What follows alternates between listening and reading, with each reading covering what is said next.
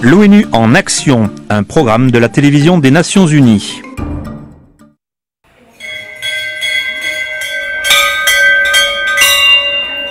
Le temple de Pindeswar au sud-est du Népal.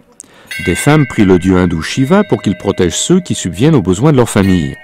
Traditionnellement, ces personnes ont toujours été les maris dont un grand nombre travaillent à l'étranger et envoient de l'argent à leur épouse chez elles.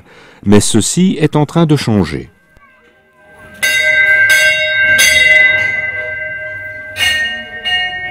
Bijaya Rai Shrestha a elle aussi travaillé une fois à l'étranger et c'est elle qui subvient maintenant aux besoins de sa famille. Je ne pense pas que je serais devenue la salariée principale sans le travail à l'étranger. Bijaya enseignait autrefois dans une école népalaise, mais elle a passé 2 ans comme ouvrière émigrée au Japon. Les revenus qu'elle y a gagnés l'ont aidée à réaliser un souhait de longue date. Je pense que j'ai réalisé mon rêve quand j'ai pu envoyer mes fils dans une école secondaire anglaise. Comme les autres 420 000 Népalaises qui travaillent à l'étranger en ce moment, Bijaya a envoyé de l'argent chez elle en contribuant énormément aux finances de la famille. Il y avait aussi un autre avantage pour Bijaya, celui de son nouveau statut avec sa belle famille. Autrefois confinée à la cuisine, elle est devenue une invitée privilégiée. Ma belle-mère dit toujours qu'elle est fière de moi et que je suis même sa belle-fille favorite. Bijaya a été l'une de celles qui ont eu de la chance. Son éducation lui a permis d'éviter l'exploitation dont trop d'ouvrières immigrées népalaises finissent par devenir victimes. Près de 58% des femmes sont analphabètes et n'ont pas de source d'informations correctes et fiables. Charu Josh travaille à l'UNIFEM, le Fonds des Nations Unies pour la femme, au Népal.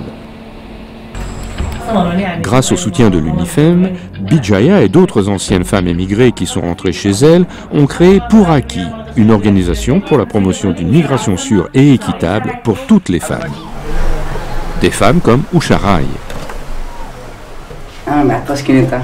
Usha est une pauvre villageoise analphabète. À 42 ans, elle vivait dans une chambre avec ses 2 enfants adolescents en attendant l'argent que son mari devait lui envoyer du Koweït.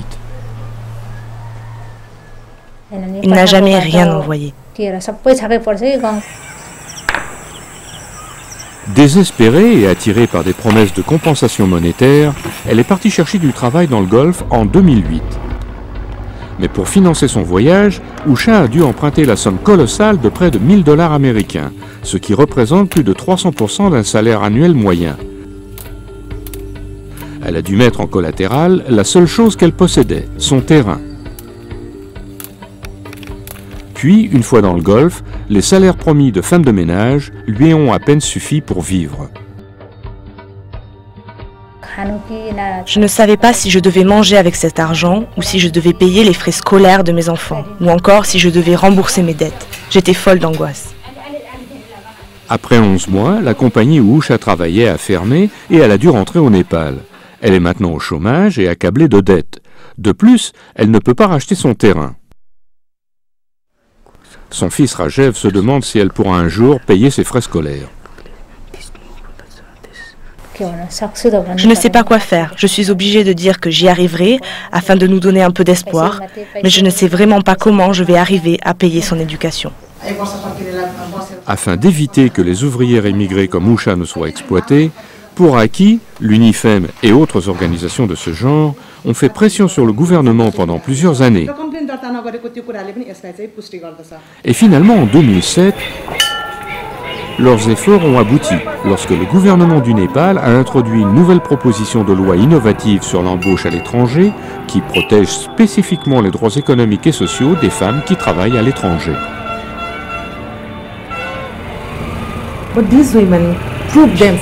Ces femmes ont prouvé d'elles-mêmes qu'elles renforcent et qu'elles contribuent à l'économie des foyers aussi bien qu'à l'économie nationale. Leur protection légale et la mise en œuvre de cette loi sont donc une priorité. La loi stipule que les femmes qui ont perdu leur emploi à l'étranger peuvent désormais être indemnisées jusqu'à 40% du prix initial de leur voyage. Et Usha essaie maintenant de revendiquer son dédommagement. Il y a encore tellement de difficultés. Si nous arrivons à les résoudre, les femmes en profiteront d'autant plus.